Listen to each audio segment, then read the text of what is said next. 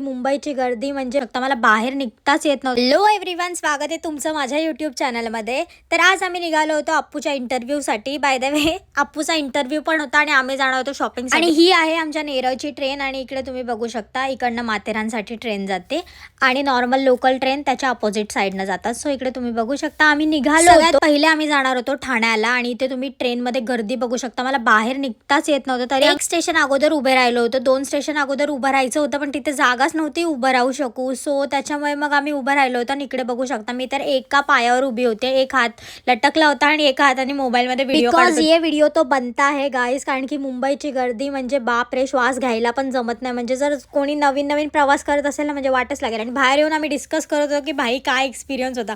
त्यानंतर आम्ही इकडे रिक्षाच्या लाईनसाठी उभे राहिलो. आम्हाला माहित पण नव्हतं इकडनं कुठे रिक्षाची लाईन. आणि अप्पूचा इंटरव्ह्यू कंप्लीट झाल्यानंतर आम्ही आलो होतो मिसळ खायला गाइस. आणि आम्ही ऑर्डर केलेली अनलिमिटेड मिसळ आणि ही एवढी मिसळ आलेली ना की एक प्लेट पण संपत नव्हती. आणि आम्ही उगाचच ते अनलिमिटेडच्या नादात गेलो आणि 3 मिसळ ऑर्डर केला.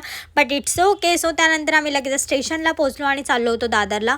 आणि गाईस त्यांना वेडिंगची शॉपिंग करायची होती पण दादरमध्ये आम्हाला दुकानच माहिती नव्हती की कुठे जाऊन शॉपिंग करायला पाहिजे. सो मग आम्ही लगेचच निघालो डोंबिवलीला जाण्यासाठी. आणि मग त्यांनी लग्नासाठी खूप सारी शॉपिंग केली डोंबिवलीवरनं. इकडे तुम्ही बघू शकता खूप सुंदर ड्रेस होते आणि ते हा ड्रेस मी जस्ट ट्राय केला होता बट मला तो नाही आवडला. आणि माझं थोडंफार सामान घ्यायचं होतं सो मी एंजल ब्युटीमधनं ते घेतलं होतं. आणि आम्ही आलो होतो त्यानंतर बदलापूरमध्ये खाण्यासाठी मिस्टर प्राजीमध्ये. सो तिथे आपल्याला सोया चाप मिळतात आणि त्या सोया चापच्या नादामध्ये आम्ही एवढं चालत आलो कारण की तिकडेच सोडते रिक्षा.